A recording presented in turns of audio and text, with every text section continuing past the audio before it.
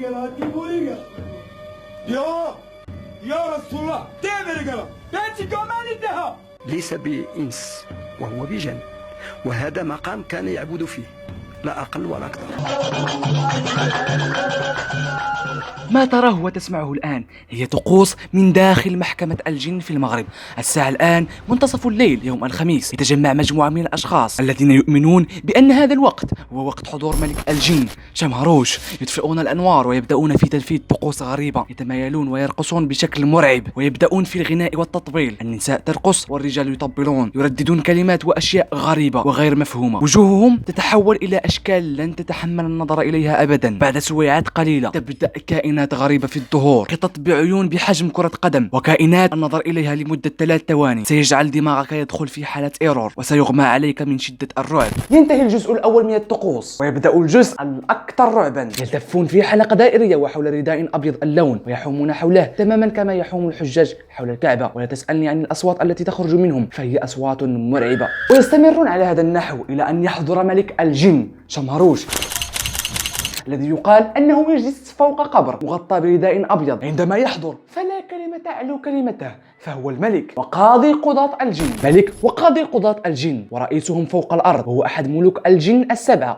وأكبرهم سنا، ويعتبره البعض بمثابة الأب الروحي للجن. الجن الذي بالنسبة إليهم شمهروش يعتبر بمثابة قاضي المحكمة الدولية أو بمثابة الانتربول، وهو المكلف من طرف ملوك الجان بأن يقضي وينفذ المحاكمات. وجلسات محاكمته قوية، لا يستطيع أي جني أو أي شيطان أن يتخلف عنها. حتى إبليس بنفسه لعنه الله لا يتخلف عنها إن اقتضى الأمر. فما حقيقة محكمة الجن؟ وهل بالفعل يمكن أن تتحقق كل أمنياتك وتقضى كل حاجياتك لو ذهبت إلى ملك الجن؟ وأين توجد هذه المحكمة؟ وهل يمكن لأي شخص الوصول إليها؟ وما حقيقة الطقوس المرعبة التي يتم تنفيذها كل يوم خميس في منتصف الليل؟ وما قصة المغامر المغربي الذي دخل إليها وصور فيديوهات مرعبة وصادمة؟ وماذا حدث له؟ في قلب المغرب، وفي واحدة من أشهر المدن السياحية في العالم مراكش، تواجد قرية صغيرة ومنعزلة عن العالم تعرف باسم قرية إمليل. قرية صغيرة مبنية على قمة أحد الجبال الشاهقة، لا تصل إليها أي وسائل نقل، لا سيارات ولا دراجات نارية، بل وسيلة النقل الوحيدة هنا هي الدواب. شكل المباني في إمليل غريب جدا، والغربان تنتشر في كل مكان. البرد قارس والثلوج تهطل من حين لآخر. في قمة أحد التلال يوجد مبنى منعزل ومثير للريبة، مبنى بقبة بيضاء وحوله الكثير من الشموع والكثير من آثار الحرق والنيران التي تم إضرامها في الصخور. وفي وسط الكهوف والغيران يحوم حول القبة الكثير من الغربان التي يقال وحسب سكان القرية أنها جن متشكل في هيئة غربان، وهم يحرسون هذه القبة، أو بشكل أوضح يحرسون محكمة الجن. ومحكمة الجن هي عبارة عن بيت صغير بقبة مصبوغة باللون الأبيض، وفوقها صخرة عملاقة، وكأن كائن عملاق وضعها فوق البيت لتحميه من الانهيارات الجبلية. الصخرة عليها 3 أعلام، علم باللون الأبيض وآخر بالأخضر وآخر بالأحمر. تجد لوحة عند باب الدخول مكتوب عليها خاص بالمسلمين، ولوحة أخرى مكتوب عليها مكان سيدي شمهروش. لكن من هو شمهروش؟ وما قصته؟ ولماذا اختار هذه المنطقة بالضبط ليتخذها محكمة له؟ الروايات الشعبية تقول أنه في إحدى المرات شمهروش تشكل في هيئة كلب وحل ضيفا على شخص يعرف باسم بالعيد.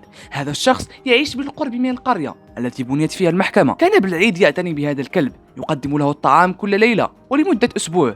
لكن بالعيد بمجرد أن يذهب لينام ويغلق باب منزله، عندها يقوم شمهروش المتشكل على هيئة كلب بامتطاء حصان بالعيد، وينتقل إلى المكان الذي يعقد فيه اليوم موسم سيدي شمهروش، ويلتقي ببعض أصحابه من الجن للتسابق بالخيل. لكن بعد مدة بالعيد أدرك أن أحدهم يأخذ حصانه بالليل ويمتطيه. في إحدى المرات استيقظ بالعيد باكرا واتجه نحو الإسطبل ليجد حصانه يتصبب عرقا، وكأن أحدهم للتو أرجعه إلى مكانه بعد سباق طويل جدا. بالعيد كان يظن أن أحد أطفال القرية هو من كان يسرق حصانه، فترصد للطفل واختبأ بانتظاره، ليتفاجأ بصوت أحدهم ينادي: يا ملك الجن شمهروش، لقد تأخرت، نحن بانتظارك. غادر بالعيد بسرعة الإسطبل عندما علم بأن المسؤول عن سرقة حصانه ليس أحد أطفال القرية كما يعتقد، بل ملك الجن. دخل بالعيد إلى المنزل وأمر زوجته أن تعد له وجبة الكسكس هو وضيفه الليلة. عندما عاد شمهروش التقى به بالعيد وضيفه في منزله ليتناول وجبة الكسكس، لكن تفاجأ برفض شمهروش أن يقاسمه وجبته بحجة أنه لا يأكل الملح. بعد إلحاح كبير من بالعيد قرر الكشف عن هويته، وأخبرهما أنه جني ليظهر على هيئته الحقيقية في لباس ملكي، وهو يضع تاجا فوق رأسه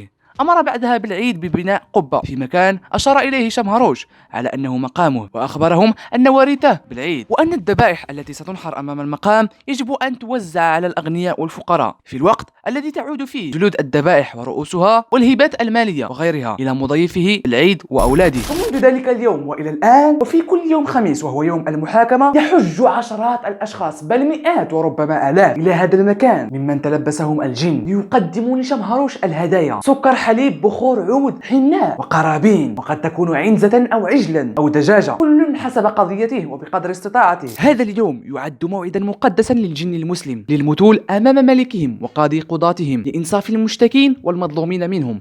ويقال أن من علامات حضور شمهروش إلى المحكمة تحدث الجن الذي يسكن الممسوس وتمرغه في الأرض بمجرد دخوله إلى ذلك المقام، كما ترعد السماء وتبرق إعلانا عن بداية المحاكمة. أما عن الطقوس التي يعتقد أنها للتداوي والعلاج من المس والسحر، فهي تمتد ل3 أيام، تبدأ بذبح القرابين وإراقة دمائها، ثم تقام الحضرة أو الزار، وهي طقوس شعبية يلبس فيها الممسوس أحد ألوان ملوك الجن المفضلة، وهي الأسود، الأحمر، الأصفر، الأبيض، البنفسجي، الأزرق والأخضر. في هذه الجلسة ينفصل المسكون عن واقعه وينتقل إلى العالم اللامرئي من خلال رقصات هستيرية طقوسية على روائح البخور وإيقاعات الدفوف والطبول والمزامير التي تشتد وتتصاعد إلى أن يغمى عليه وتخور قواه تماما. وفي حال لم تنفع هذه الطقوس في تهدئة الجن أو طرده، يبقى الحل هو إقامة المحاكمة. وقبل أن نتحدث عن ملوك الجن وعددهم وأسمائهم ودور كل واحد منهم، فلا بد من تسليط الضوء على أحد المغامرين المغاربة الذي تسلل إلى هذه المحكمة ليلا وفي وسط طقوس استحضار ملك الجن. وكون التصوير ممنوع داخل المحكمة وأي خطأ قد يظهر نواياك قد يؤدي بك إلى عواقب وخيمة سواء مع الإنس أو مع الجن. اختار المغامر المغربي يوم الخميس كونه اليوم الذي يحضر فيه شمهروش، وعلى الساعة 2 ليلا وفي طريقه للتسلل للمحكمة وجد الكثير من الدماء التي تغطي الأرض والكثير من الشموع وأشياء غريبة يتم بها تأدية طقوس مقرفة ومرعبة. المغامر حاول إخفاء الكاميرا قدر المستطاع وفي نفس الوقت تصوير طقوسهم لينصدم المشاهدون بطقوس جذبة ورقص غريب وكأنها حركات من عالم آخر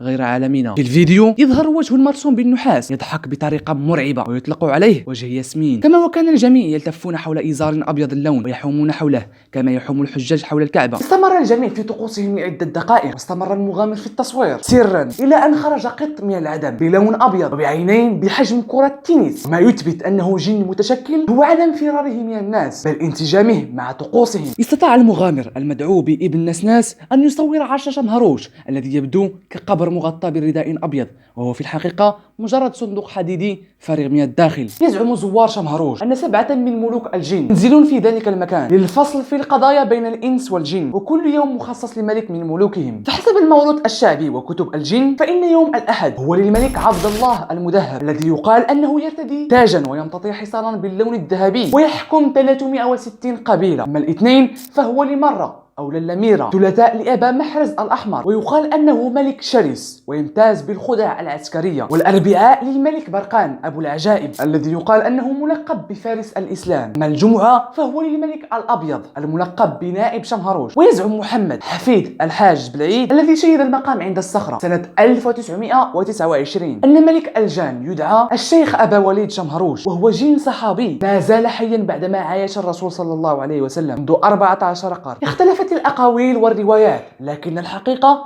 واضحة تماما، واضحة وضوح الشمس. صعوبة وصول الشرطة والأجهزة الأمنية المغربية إلى مثل هذه القرى النائية جعلها وليمة سهلة وفريسة للمخادعين شياطين الإنس والجن الذين يستغلون العقول البسيطة ويتلاعبون بالأساطير والخرافات ليؤمن الكثيرون بهم ليتم تقديم الذبائح لغير الله والشرك به. فما رأيك؟ أجبني في التعليق.